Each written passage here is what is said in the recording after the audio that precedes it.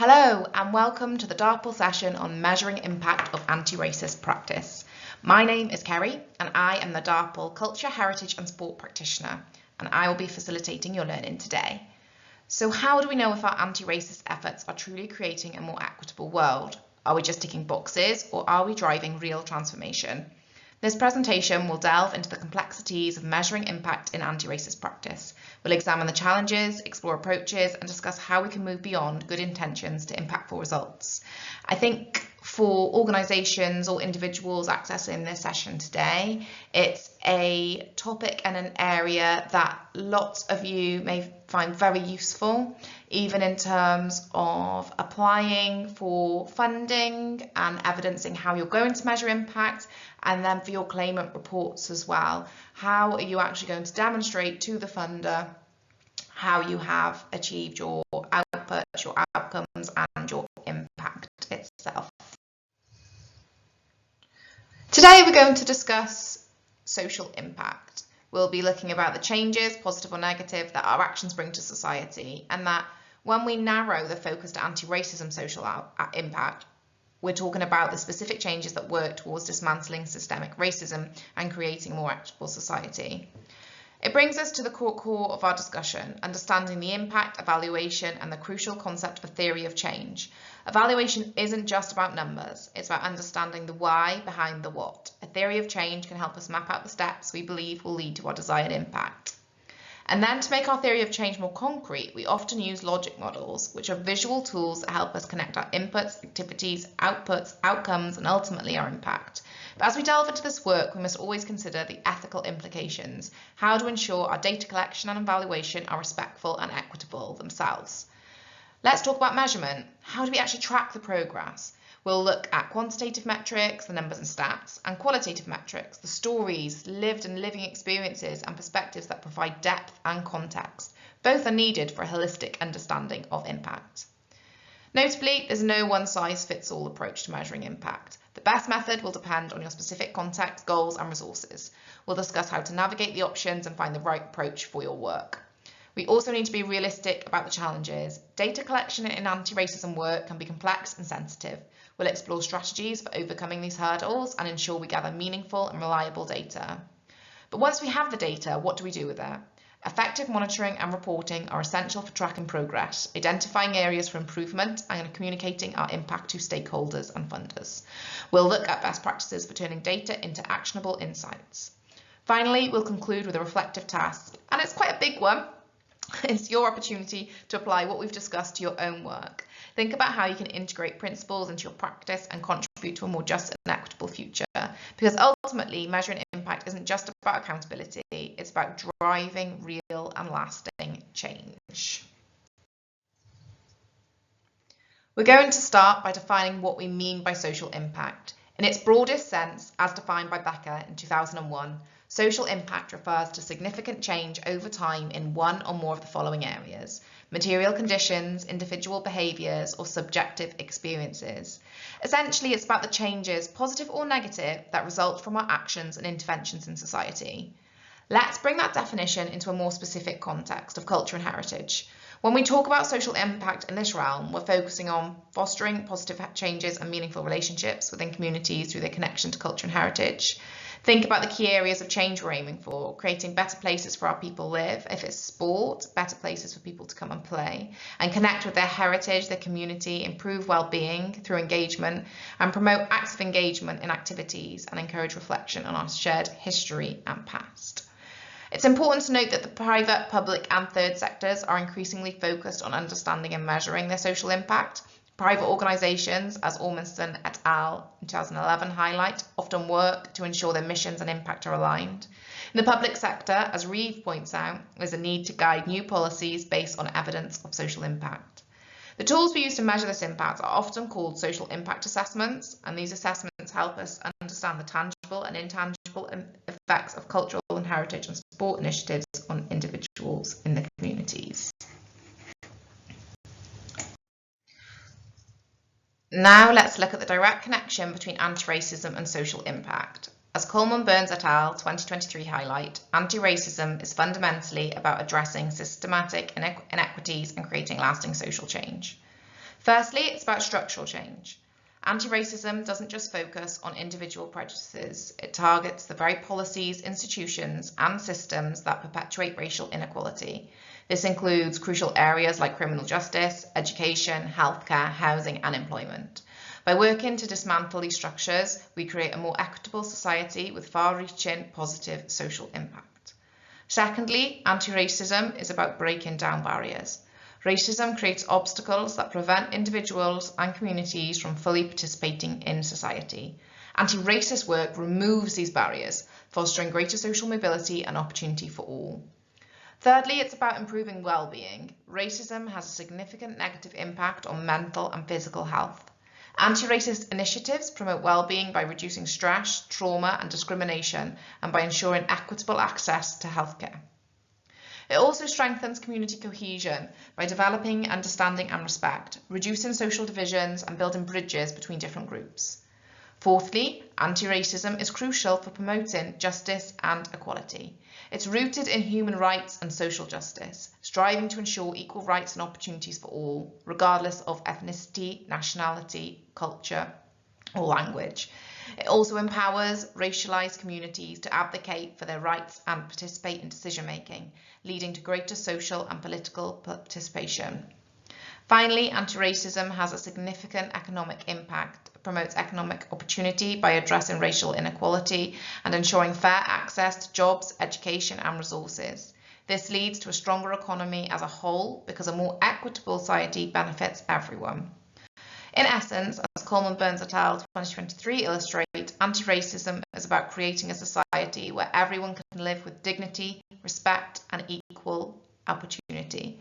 This is a fundamental shift in social structures and attitudes, constitutes a profound and a positive social impact. Building on our understanding of how anti-racism drives social impact, let's consider a specific definition. The DARPL Community of Practice defines anti-racist impact as the personal, professional, organisational and societal changes resulting from anti-racism work. This encompasses a wide range of transformations. It can involve shifts in attitudes, behaviours, perceptions, and even deeply held belief systems. It also targets hierarchical systems and strives for deep, sustainable changes in policy, practice, and ways of being and working, all of which counteract racial prejudice and oppression. In short, anti-racist impact is about creating fundamental and lasting change at every level. So, given this comprehensive definition of anti-racism impact, encompassing personal, professional, organisational and society changes, why is it so crucial that we actually measure it? I'm not sure if you find this where you're working at the moment. Sometimes there can be sort of hesitation or resistance to measuring things, almost like it can feel like there's a disparity between saying you trust someone and then asking for evidence of results. Well, actually, we need to see measuring and evidencing as a positive mechanism to account for the changes that are happening and celebrating them and using it and flipping that potential narrative in our head that it's about lack of trust to celebrating success and learning. So, first of all, we continue to see persistent inequities and continued racism in our societies. There's ongoing under or misrepresentation and exclusionary practices that have a profound impact on well-being, and the realities underscore the urgent need to assess whether our anti-racist efforts are truly making a difference. Secondly, anti-racism work, like any effective social change initiative, requires evidence-based approaches. We need to understand what is working, what is not, and how we can improve. Measuring impact provides that evidence. Thirdly, it ensures that resources are allocated effectively. We need to direct our time, energy, and funding towards strategies and operational planning and realities that are generating real results. Finally, demonstrating progress is actually what builds trust. Showing tangible outcomes and outputs helps to build confidence amongst communities, stakeholders, and funders, fostering continued support for anti-racist work.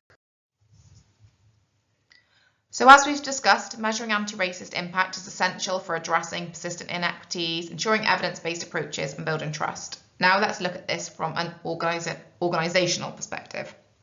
Firstly, as Almotto et al. 2021 and Alaurai et al. 2017 point out, social impact measurement is critical for organisations to evaluate their internal progress on goals and to inform strategic decision making.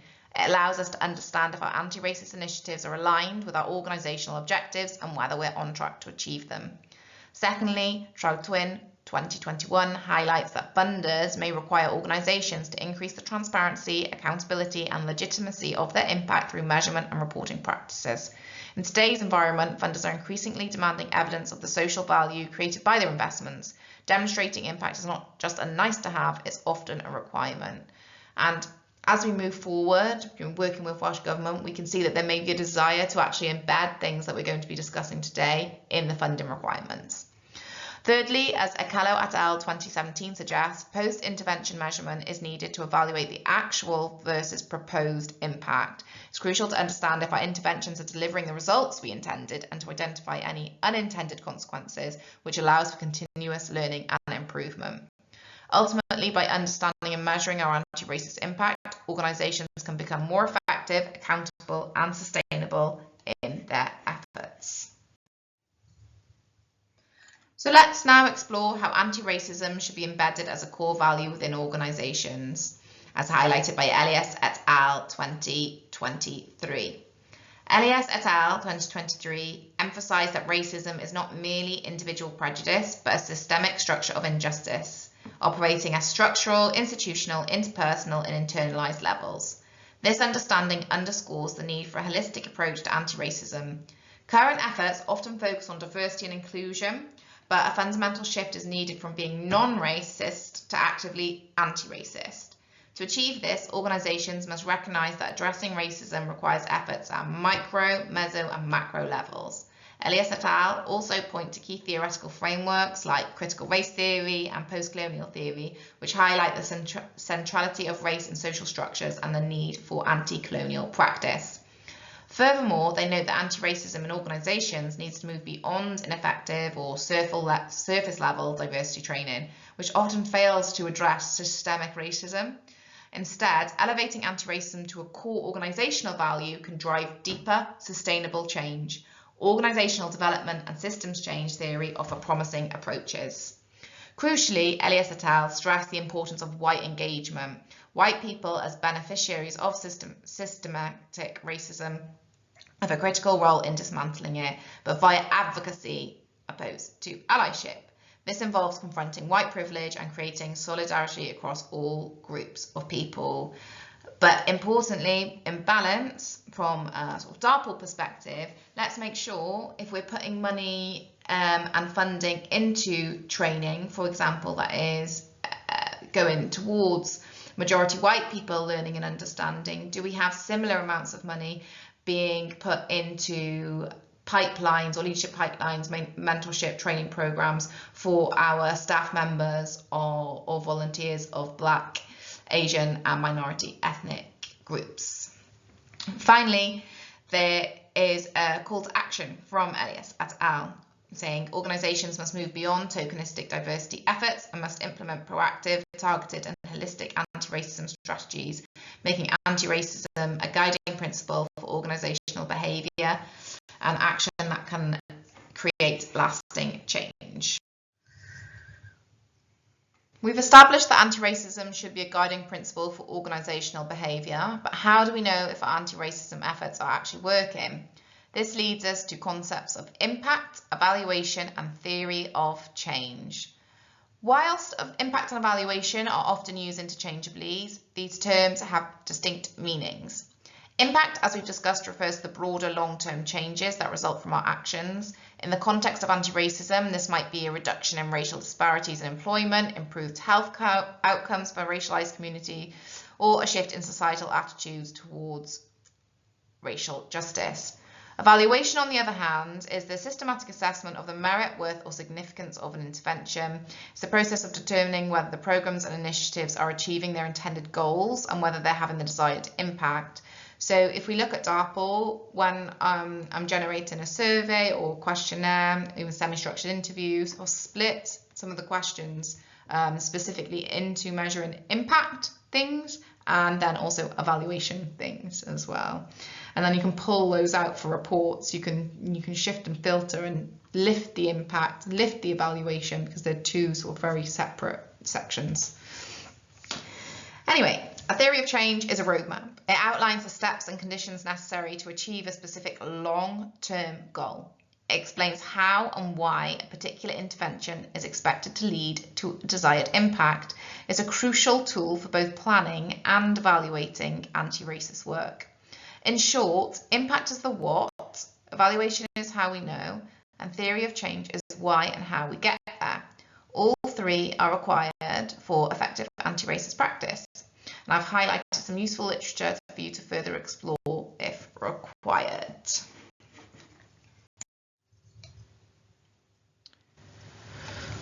Let's take a deeper look at the how behind achieving our desired impact, the theory of change. A theory of change is a visual representation or written description of an organization's pathway to achieving its mission. It's a framework for achieving long-term goals, specifically answering the question, why do we engage in this work and what long-term impact are we aiming for? And why is it important? Firstly, it's used to design programs and evaluate impact. It can provide a clear roadmap for how our activities will lead to our desired outcomes. And it is widely used and recognised in different policy areas like international development, sustainability, education, business, human rights, and social change. So how do we create one?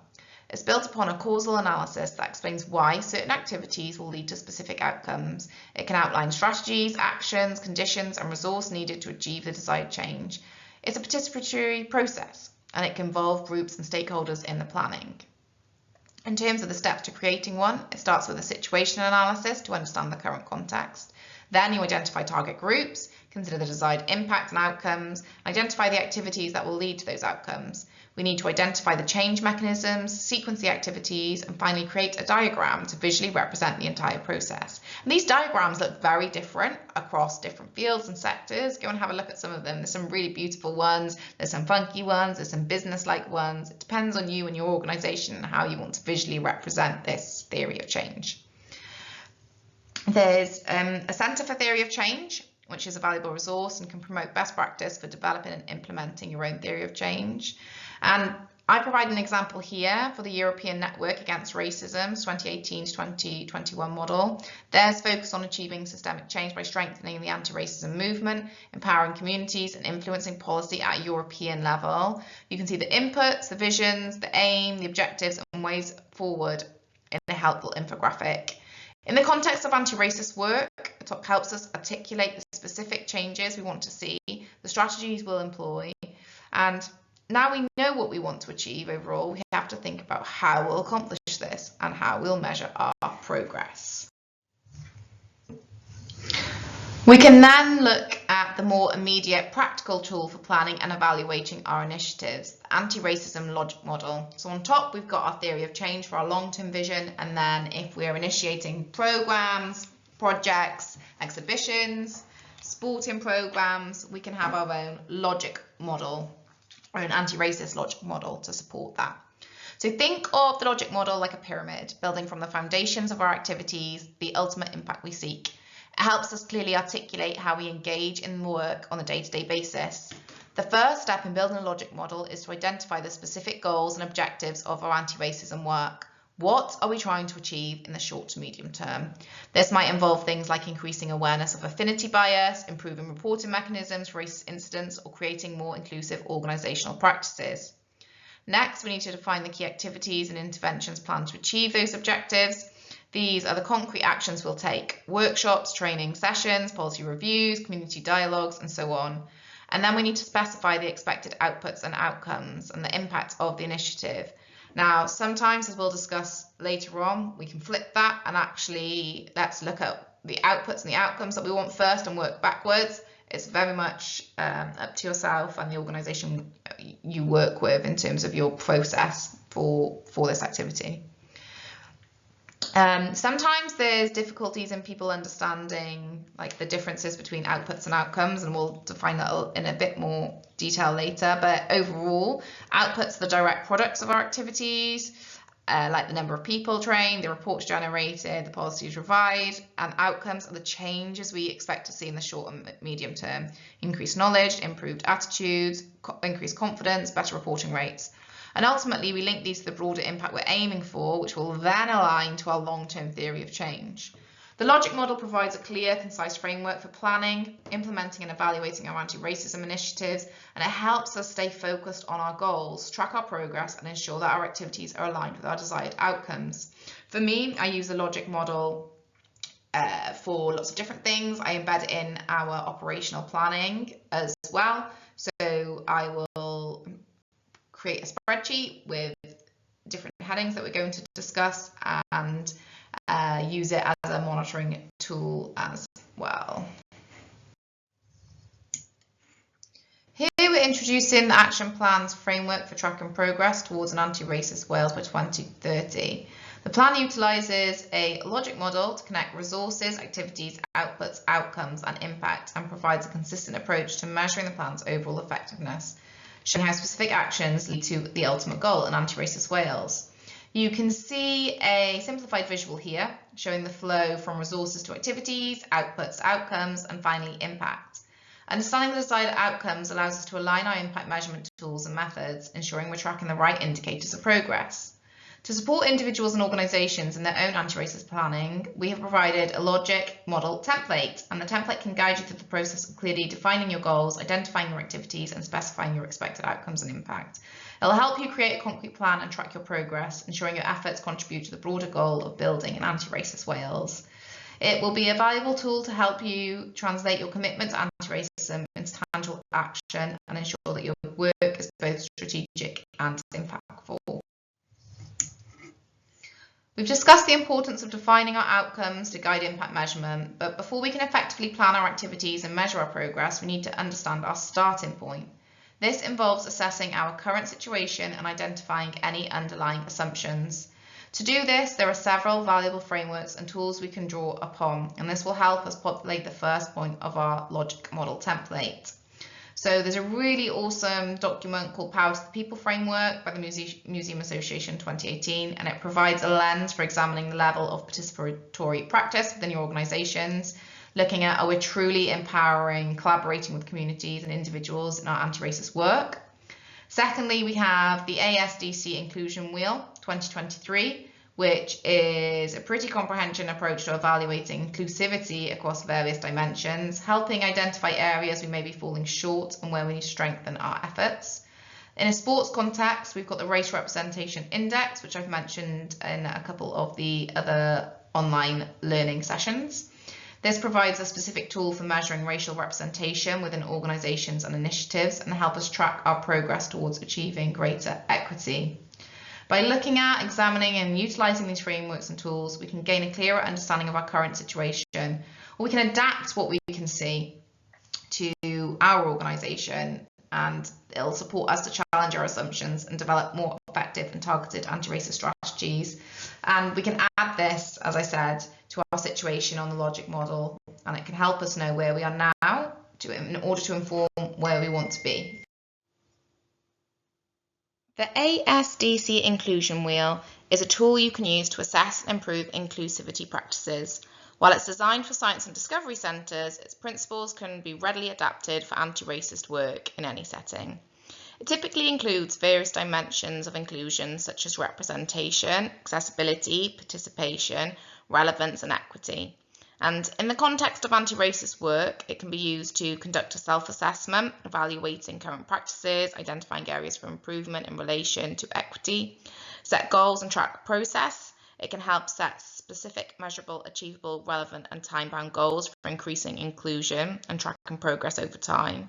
It can be used to inform strategic planning and promote accountability. By systematically addressing each dimension of the wheel, you can create a more inclusive and equitable environment for staff, participants, volunteers, visitors, and the wider community.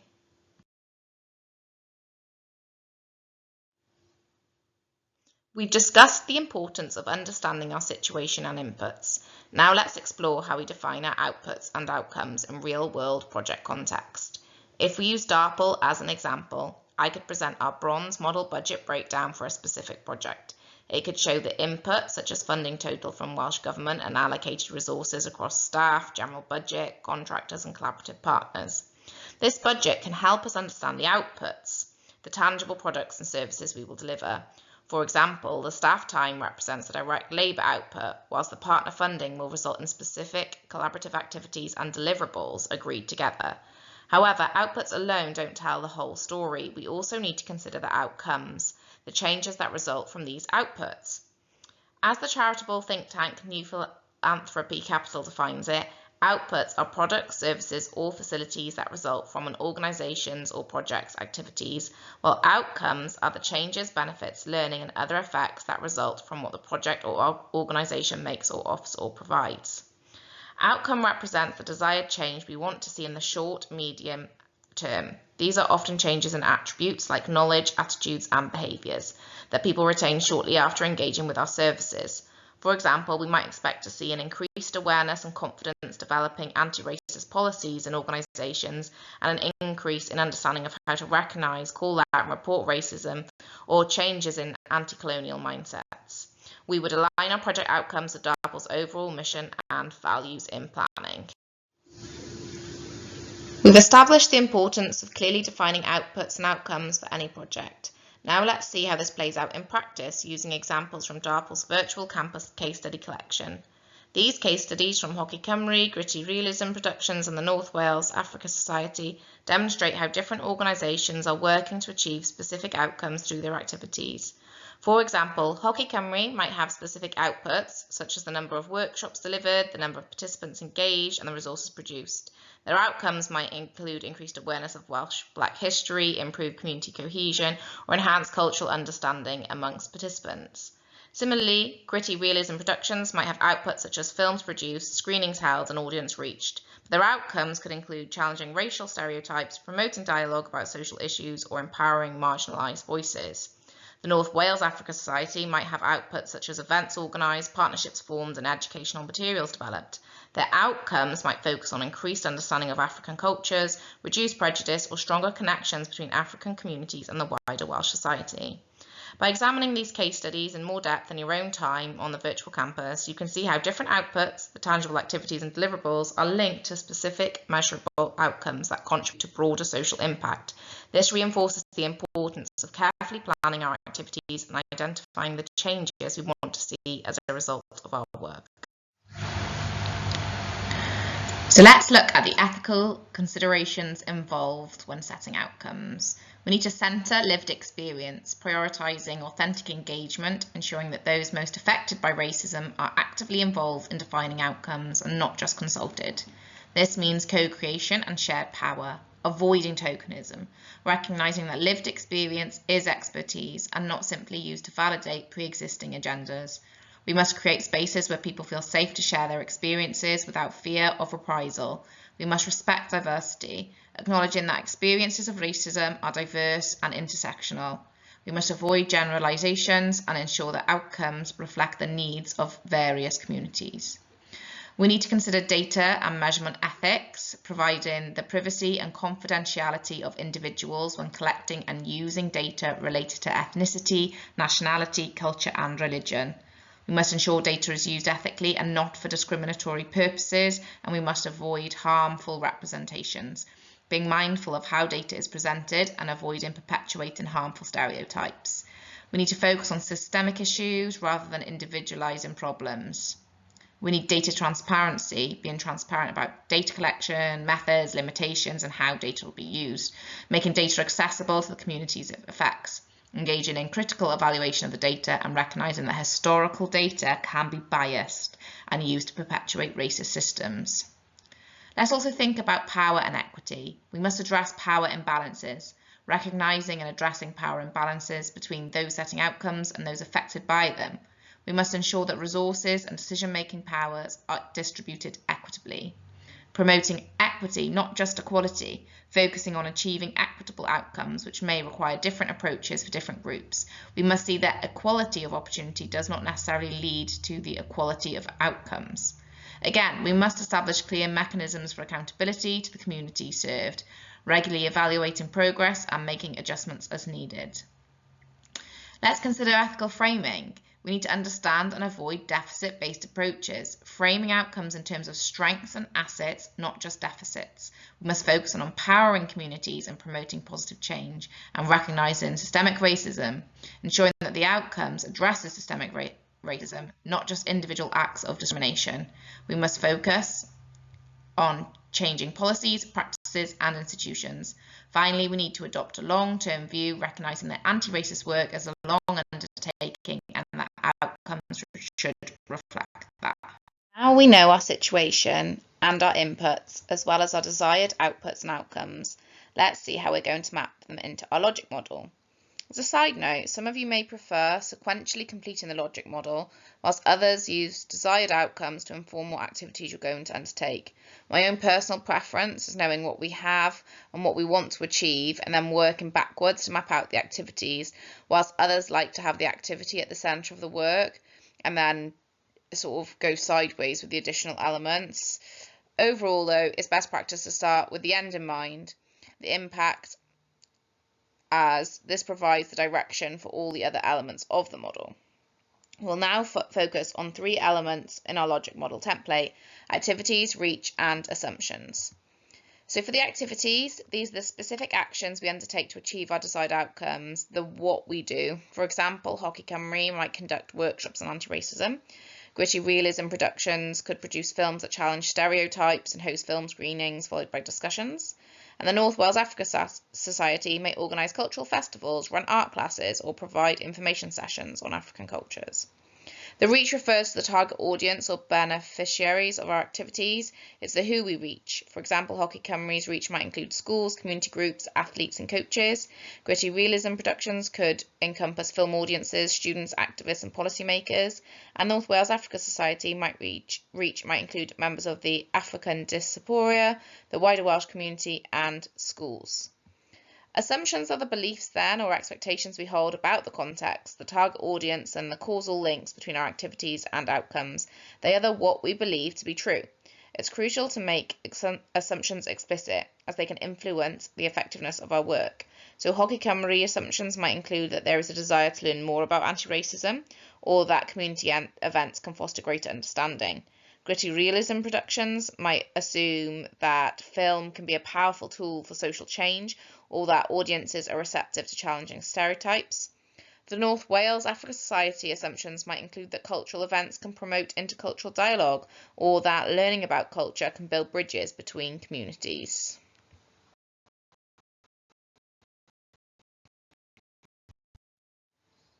So let's now look at a real-world example of a logic model in action. This slide presents the Sports Wales 2019 logic model for one of their projects, and it focuses on building NGB's capacity to engage less active groups and communities, ultimately aiming to strengthen participation in sports. And you can see how the model is structured. So it clearly outlines inputs and assumptions, it outlines activities, outputs, outcomes, and what they've done quite nicely is then put in the potential impact. By looking at this Sports Wales example, we can see how a well-structured logic model can provide a clear and comprehensive framework for planning, implementing and evaluating a programme. However, I always find I want to take the logic model one step further and have an impact measurement section. And you can do this in your own version. Just add it on the side, but what I usually do is translate the logic model into an operational plan for each project I run, and I include the evaluation and impact measurement in that operational planning there. Building on the Sports Wales logic model, we now turn to the question, well, how do we actually measure the impact of our anti-racist work? The logic model can help us plan and connect activities to outcomes. Measuring impact requires concrete data and robust strategies. So here we're going to look at the quantitative metrics. They provide the numerical data to track progress. Example of relevant metrics include tracking participation rates, which looks like measuring the representation of different ethnic groups in our programmes and activities over time. This data can reveal whether our efforts are reaching the communities and if participation is becoming more equitable. They can also measure representation, assess the diversity of our staff, leadership, volunteers, boards. We can track the percentage of individuals from racialised groups at different levels of the organisation. You could analyse complaints and feedback, systematically record and analyse complaints and feedback related to racial discrimination or incidents. This data can reveal patterns of bias and inform our events to create a more inclusive environment. But to effectively collect the data, you need well-defined data collection strategies. These could include surveys to participants, staff, community members to gather data on experiences, perceptions, and attitudes. It could look like demographic data collection, systematically collecting demographic data, culture, nationality, ethnicity, gender, during programme enrolment, staff recruitment, and other relevant processes. It can look like record keeping, maintaining detailed records of participation rates, complaints, and other relevant data points. Data analysis as well, regularly analysing collected data to identify trends, patterns, and areas for improvements. But let's remember that the quantitative metrics and data collection strategies should directly tie back to our original starting point information.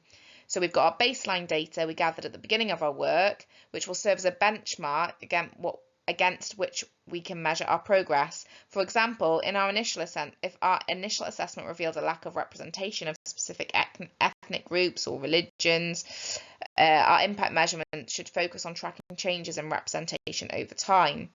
By carefully selecting and tracking relevant quantitative metrics, we can demonstrate the impact of our anti-racist work and ensure that our efforts are leading to meaningful and lasting change. Whilst quantitative metrics provide valuable numerical data, they often fail to capture the nuances and complexities of lived experiences. That's why we need qualitative methods. This allows us to delve in deeper into stories, perspectives, and lived or living or professional experiences of individuals and communities affected by racism.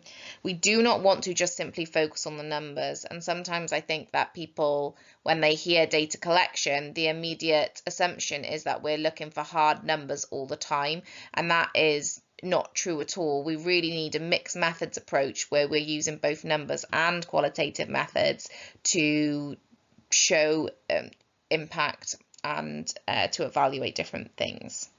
So to capture these, we could conduct focus groups and interviews. These methods allow us to gather in-depth insights into people's experiences, perspectives, and feelings. We can explore the impact of racism on individuals and communities, understand needs and aspirations, and identify areas for improvement. We can administer surveys to assess perceptions and experiences. While surveys are often used for quantitative data, they can also include open-ended questions that allow participants to share their experiences in their own words. And I'm going to, with the qualitative methods, put a huge caveat in here. We thought about ethical considerations earlier when we're setting outputs and outcomes, but actually what are the ethical considerations when you're collecting stories and real lived experience about racism and anti-racism? If you think about somebody who's gone through racism, actually to then share or be expected to share information can be almost re-traumatizing in some aspects. So how do we make this a space where sharing is in a safe space, and that if there are individuals within the group, if it's a group interview and it's a sharing space, how do we make sure that everybody is on board with it being a safe space as well? We then will analyse feedback from community members and participants, and that could include reviewing written feedback, comments, testimonials to gain deeper understanding of people's experiences within our organisations, programmes and initiatives. The goal of qualitative data is to gather and capture rich, detailed information that provides context and depth to our understanding of impact.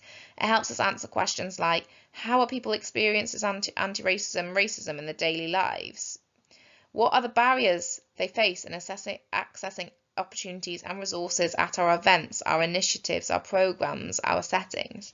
What are the hopes and aspirations for a more equitable future overall and where we're at today? And how do our programmes and initiatives impact their lives? By combining a qualitative and quantitative data approach, we can develop a comprehensive and nuanced understanding of the impact of our work. Qualitative data brings numbers to life, providing context and meaning to our findings. It allows us to truly understand the human impact of our efforts and ensure that our work is aligned with the needs and experience of the communities we serve. For example, at DARPL, we do a lot of collecting case studies and blogs.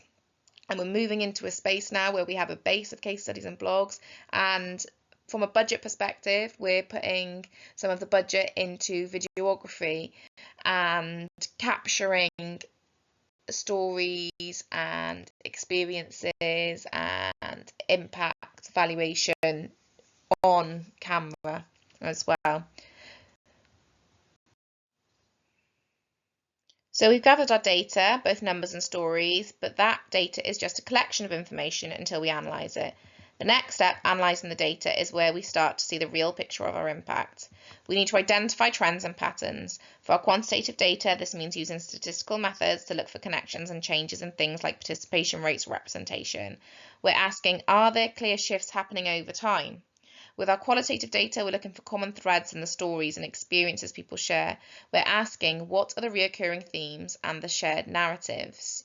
So, for example, at DARPL, for one of our programs, we collect profiles from organisations, and we support learning organisations over a period of time to develop and implement anti-racist policies.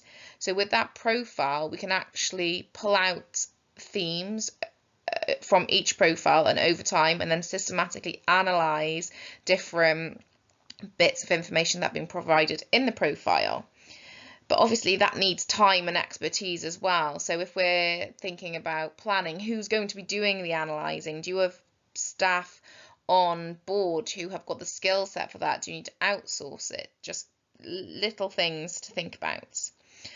And also, finding patterns isn't enough. We have to ask, are the findings significant?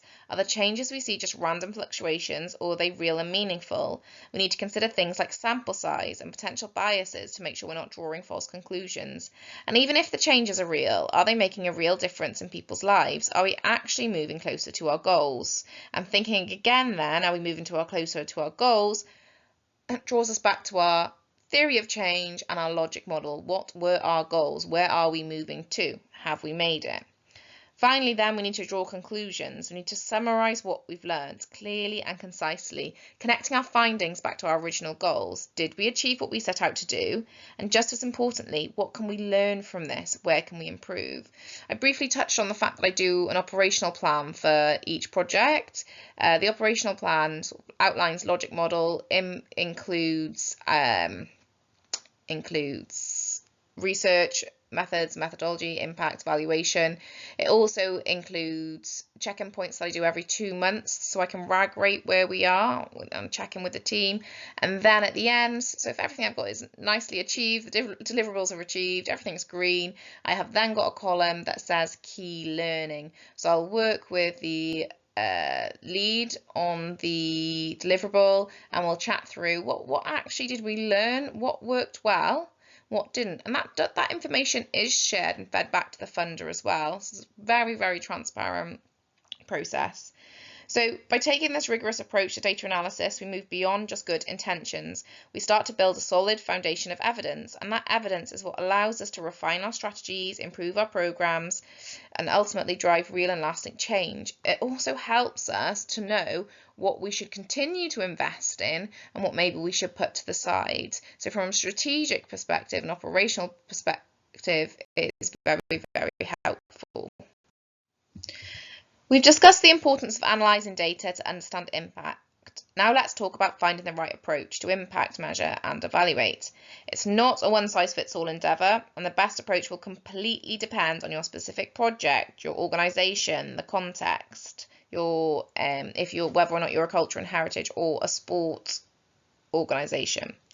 To guide us through this process, there's a really helpful report by Duff and Young, and it's called What Works? 8 Principles for Meaning Evaluation and Anti-Prejudice Work. And these principles provide a framework for ensuring our measurements are robust and impactful. They look at defining a purpose, so clearly defining the purpose and objectives of the evaluation, ensuring it aligns with project's goals and needs of stakeholders. They talk about evidence, using a mix of qualitative and quantitative data to assess the intervention, programme, initiatives' effectiveness. And they talk about a little bit there about having reliable and relevant data as well. Goes on then to talk about stakeholder collaboration, involving key stakeholders such as service users, staff, funders throughout the evaluation process, ensuring perspectives are heard and considered. Then it talks about action-orientated learning. So the fact that the evaluation findings must inform future actions and improvement, ensuring the evaluation process leads to tangible outcomes, and actually how we embed that in our planning process. So then it looks at outcomes, prioritise measuring the impact of the intervention intended outcomes, not just focusing on outputs or activities. Then we look at the use of a variety of methods. So employ and enjoy a range of evaluation methods such as surveys, interviews, focus groups, data analysis, case studies, blogs, vlogs, to gain a comprehensive understanding of interventions' effectiveness. Then be transparent and accountable. So be transparent and accountable about the process, the findings, and the use of the data as well. Finally, learn and adapt. Continuously learn from the process and adapt the intervention accordingly, ensuring it remains relevant and effective. Let's look at a concrete example of how these principles can be applied in practice. You could track the number of Black, Asian, and minority ethnic artists, performers, and staff at a culture-based event, which would involve collecting quantitative data on the demographics of those involved. And by tracking these numbers, organisers can identify any disparities in representation and take steps to address them. So if data reveals a low percentage of Black artists participating, targeted recruitment and support could be implemented. Then you could assess the representation of Black, Asian, and minority ethnic voices in programming and events. And this goes beyond simply counting numbers. It involves evaluating the content of the carnival to ensure that diverse perspectives and experiences are being authentically represented. This might involve qualitative methods like reviewing program materials, conducting interviews with artists and community members, or analysing feedback from attendees. You could monitor audience demographics and engagement with culturally diverse offerings, which involves tracking who is attending the carnival and how they're engaging with different aspects of the event. This data can help organisers understand which cultural offerings are resonating with diverse audiences and identify areas for improvement. For example, if audience data shows a lack of engagement from a specific ethnic or religious group, targeted marketing or programme adjustments could be made. Have a look at our virtual campus and our culture and heritage case studies, because you'll have a look at how some of the organisations have measured and tracked different things at different culture-based events. Okay, so we're going to talk about assessing inclusive storytelling. Why not visit our case studies? For example, off the top of my head, I know we've got a case study by St Fagans Natural History Museum, and you'll be able to see how they did a lot of initial research to determine what they wanted to plan, produce and measure in their process. So generally, when assessing inclusive storytelling, you can evaluate the inclusion of racialized histories and perspectives in exhibitions, which will involve a critical examination of the content presented in exhibitions, almost like a resource audit. Are the stories of racialized or marginalized groups being told? Are their perspectives being accurately represented? This assessment might involve reviewing exhibition scripts, conducting interviews with community members, and analysing visitor feedback. The aim is to ensure that exhibitions move beyond dominant narratives and incorporate diverse voices, and that's really part of our anti-colonial practice. You can also assess the accessibility of information for all. Inclusive storytelling is not just about content, but also about how that content is presented. So this could involve evaluating accessibility of exhibition materials for people with disabilities, people who speak different languages, and people with varying levels of literacy. This could include assessing the use of visual aids, audio descriptions, multilingual translations, and plain language. You could measure the impacts of exhibitions on promoting understanding of colonial impact and dominant non-white British historical narratives, which is going beyond simply measuring attendance or visitor satisfaction. It involves assessing whether exhibitions are actually changing people's understanding of history. This could involve conducting pre- and post-exhibition surveys, focus groups or interviews to measure changes in knowledge, attitude and understanding, or you could embed sort of fun data capture things, online quizzes, interactive games that are collecting the change in knowledge over time. And the aim is to determine if the exhibitions are effectively promoting a more nuanced and inclusive understanding of the past.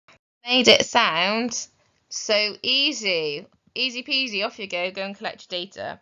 If only it were that easy. We all know that there are significant challenges in this type of data collection. We must acknowledge there are significant challenges involved, particularly in data collection and representation, and Welsh Government themselves in the RWAP have identified that as a major challenge. So these challenges can impact the accuracy and effectiveness of our evaluations and impact measurement. We firstly often face a lack of granular data. inconsistent data collection, missing intersectional data, which looks at how different aspects of a person's identity interact, and we have significant data gaps. This lack of detail makes it difficult to accurately track disparities and understand complex realities of inequity. We also can encounter data standardization issues. Variations in data collection methods across organizations make comparative analysis difficult. This lack of consistency can hinder our ability to draw meaningful conclusions and pool data to identify best practices. We also must be aware of the historical and present bias. Existing data can reflect and perpetuate historical biases, leading to misinterpretations and harmful representations. So we also need to critically examine our data sources and methods to ensure they are not reinforcing existing inequalities. We've also got to think about ethical concerns. Protecting data privacy and ensuring informed consent is essential. We must carefully consider data security and transparency. Even if we're sharing data across organizations, we need data sharing agreements. But we have to be very, very careful when collecting sensitive data related to religion, nationality, culture, and ethnicity. We also still need to build trust with communities when we're gathering ethical and effective data collection, as historical injustices can and have created distrust. We must be transparent about our data collection methods and ensure that communities understand how their data will be used. And you can be very explicit with this. If you're doing surveys or doing interviews, write how this is going to be used. It is not tokenistic. It has to be genuine, and share that.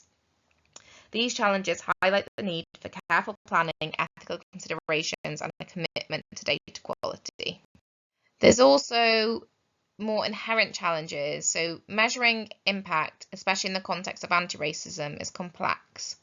So quantifying changes in attitudes, beliefs, and perceptions can be incredibly difficult. They're often intangible, yet crucial aspects of change. So how do we measure shifts in implicit bias or changes in cultural understanding?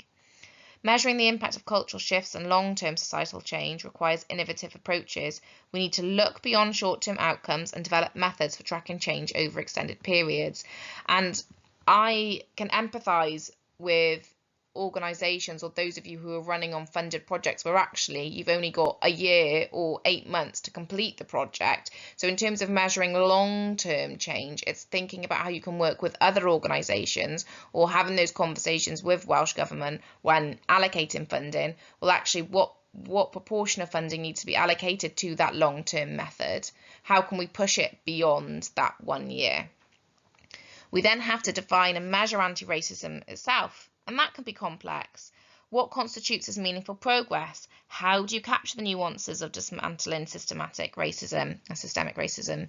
Furthermore, because the outcomes are often complex and long-term, it can be difficult to attribute changes to specific anti-racist interventions. So how do we isolate the impact of one programme versus other societal factors? Then, integrating data types. Combining quantitative and qualitative data presents analytical challenges. How do we synthesize numerical data with lived experiences to create a holistic understanding of impact? Long-term tracking, sustaining data collection over extended periods is vital, but it can be logistically challenging. It requires significant resources and commitment. We've also got data misinterpretation. Data can be misused to reinforce harmful narratives. We require critical analysis and contextual understanding, and we must be vigilant in ensuring our data is used ethically and responsibly. We also need to refocus back on our previous e-learning. If you've done it on co-production, co-creation, we need meaningful participation. Communities must be actively involved in data processes, which requires that, once again, building trust and empowering communities to shape the evaluation process. And all of these challenges combined underscore the need for a thoughtful, nuanced, and collaborative approach to measuring impact. We must be prepared to grapple with the complexity, embrace innovation, prioritise ethical considerations, and invest in this part of our project, organisation, or initiative planning. Professional learning and education. We need to provide professional learning and education on evaluation methodologies, data collection techniques, and data analysis skills. This should include training on both quantitative and qualitative methods, as well as ethical considerations in data collection and use. We need to develop resources and tools. Creating accessible resources and tools such as templates, guidelines, and best practice documents can support organisations to conduct evaluations. This could include resources on developing logic models, designing surveys, and conducting interviews. You could build partnerships and collaboration between organisations, researchers, and community members, and that can enhance evaluation capacity. Sharing expertise, resources, and best practice can lead to more effective and impactful evaluations. We can invest in data infrastructure. Investing in data infrastructure, such as data management systems and software, can improve data collection, storage, and analysis. This also includes ensuring data security and privacy. We need to promote community collaboration. Emphasising community and participation in all stages of the evaluation process is crucial. Building trust and empowering communities to shape the process ensures representation. We could develop ethical frameworks. Creating and adopting ethical frameworks for data collection and use is essential, and it includes addressing the issues of data privacy, informed consent, data sharing, and avoiding harmful representations. We need to provide ongoing support and mentorship, offering this to organisations to help build their evaluation capacity over time. This could include providing technical assistance, facilitating peer learning, and offering coaching. We also need to advocate for funding and resources. Advocating for increased funding and resources for anti-racism evaluation and impact measurement underpins these strategies. This will enable organisations to invest in the necessary infrastructure, training, and staffing. Budget holders need to be informed, aware, and actively embedding anti-racist evaluation into their funding bids. So, what lessons have already been learnt in this area? We've got the need of co-production in design and implementations of measurement, so actively involving community members and those with lived experience in shaping how we measure impact. Secondly, we should use a combination of qualitative and quantitative measures. As we've discussed, numbers tell the part, but lived experience provide context and depth. Thirdly, we must measure both process and the outcomes. It's not enough to simply track end results. We need to understand how those results were achieved. Measuring the process helps us identify what worked well, what didn't, and how we can improve our programs. Finally, we need to be transparent and accountable when monitoring and reporting findings. This means being open about our methods, limitations, and findings, both positive and negative. It also means being accountable to the communities we serve and using the data to drive continuous improvement. So we know that transparency and accountability are key to measuring impact, but how do we actually do that on a practical day-to-day level? It comes down to solid project and people management and leadership. Think of it this way: we need a clear roadmap for our projects, kind of like our theory of change, but more operational. So this means well-defined plans with everyone knowing roles and responsibilities, regular meetings and updates keeping us on track. We also need robust systems for collecting and storing our data, ensuring it's accurate, secure, and safe. It's not just about spreadsheets, even though I do love a good spreadsheet. It's about building a reliable foundation for our analysis. We can't just collect data and forget about it. We need to regularly monitor our progress, track our key indicators, and look for any red flags, or similar to DARPL, keep a risk register. And we need to communicate openly with everyone involved: community members, funders, staff. Think regular updates, accessible language, and honest reporting. Even better, involve community members in the reporting process. They're the ones most affected by our work, so their voices should be heard. We need to think about feedback mechanisms, advisory boards, and ways to ensure we're truly accountable. And of course, ethical data use is a non-negotiable. We must protect people's privacy and ensure we're using data responsibly. And finally, we need to see monitoring and reporting as a tool for continuous improvement. It's about learning and adapting, not just checking boxes. It's about making our work better, more effective, and more impactful. But on the point about checking boxes, you'll see in the middle of the slide, I've popped in the actual project operational plan for the Culture, Heritage and Sport project that we are delivering this learning through. You can see the RAG rating earlier that I mentioned. Because this project was on quite a tight turnaround scale for lots of different reasons, I could actually track the progress monthly. So we would just check in where we are, and you can then see quite a nice progress over times in terms of where we are with our with our delivery.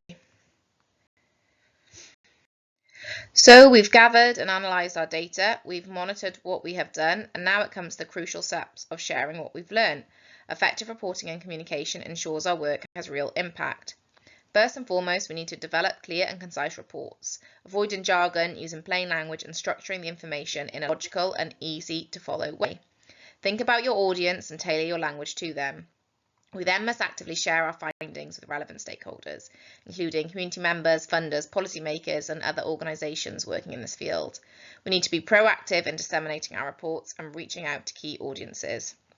But it's not enough just to share information.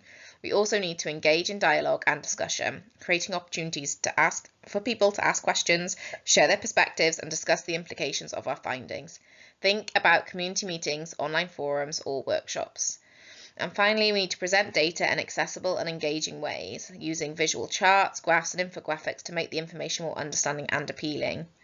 We need to consider different learning styles and communication preferences. And I go back to the start. If at the end of a project you want to do a really beautiful report and you know you've got a designer within the organisation who does all your material, budget that in, even in terms of time if you're applying for different things or you're just doing your costing and pricing. Think about what you want your end of report to look like. Does it all have to be written? Can you do it in a video style?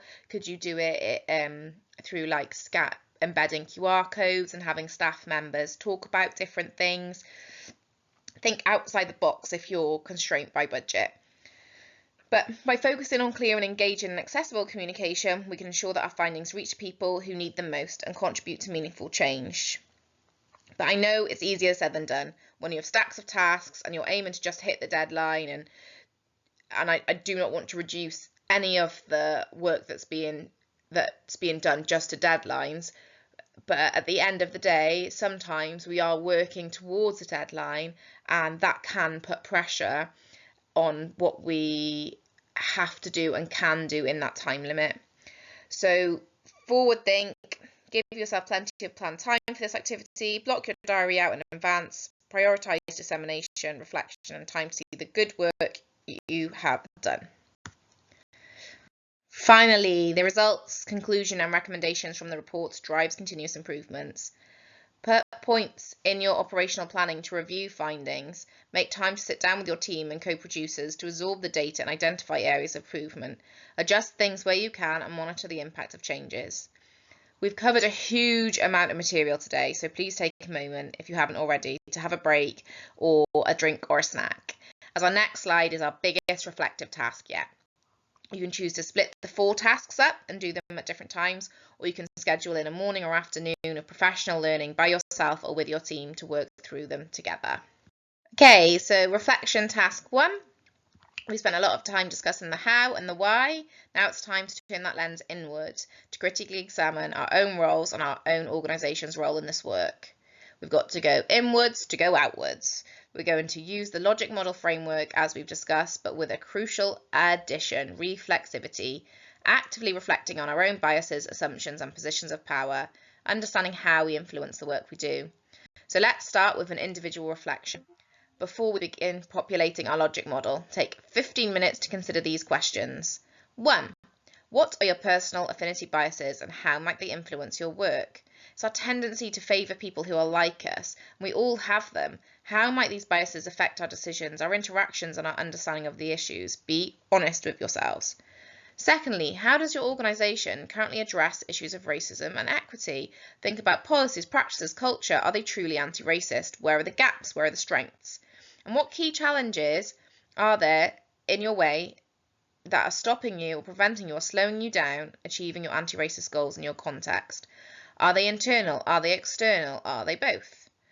This reflection is needed because it helps us understand our starting point, and then that can help us inform our logic model. As we move forward, remember the key principles of anti-racist theory of change. We're not just aiming for surface level changes, we're striving for systematic transformation, and that transformation starts with self-awareness. Now that you've taken some time for individual reflection, let's move on to the practical application, completing your logic model. We'll allocate 45 minutes to an hour for this part of the exercise. And again, do this by yourself or do it with your team.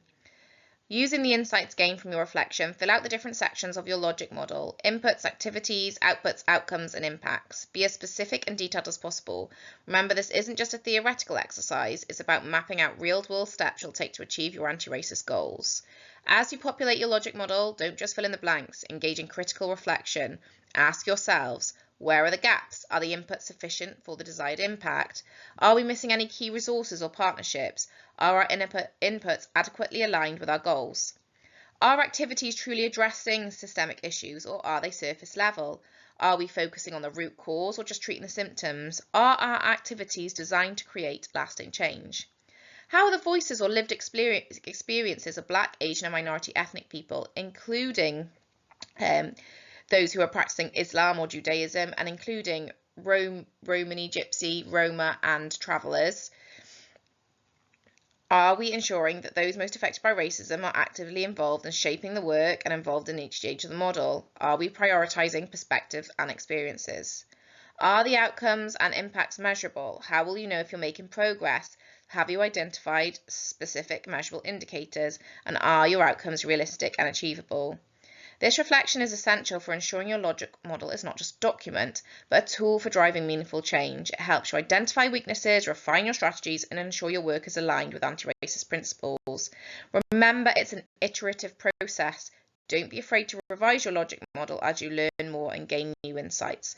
The goal is to create a living document that guides your work and helps you achieve your anti-racist goals. If you have done this task individually, but others members of your team have also done it, come together as a group and share your insights. Or you might have already done it as a group and still can use this as an opportunity to reflect. We'll dedicate 30 minutes to this group discussion. So let's look at the similarities and differences in your approaches. What common themes emerged across your logic models? Were there significant differences, outcomes, or impact goals? This will help us understand the diverse perspectives and approaches within our group. Next, let's identify areas for collaboration and shared learning. Were there any opportunities to work together on specific initiatives? Were there any best practices or insights that we could share with each other? This is a chance to build collective knowledge and strengthen our anti-racist efforts. Then, based on your logic model and reflections, what changes need to be made? What specific actions can we take? This is about translating our insights into concrete steps. Now, let's discuss how the anti-racist theory of change principles were used in the creation of the logic model. Did you find them helpful? Did they challenge your thinking? How did they influence your approach? This will help us understand how to effectively integrate these principles into our work. Do you think that the long-term outlook of a theory of change model has helped sort of with oversight? Do you already have a theory of change model that you've used to help design your logic model? By engaging in this group discussion, we can learn from each other, challenge assumptions, and develop our anti-racist strategy. Okay, so the final part of the task, which is based on your own reflections and group discussions if you had them. I want you to identify 1 or 2 concrete actions you can take to strengthen your organisation's or your own measurement of anti-racist work.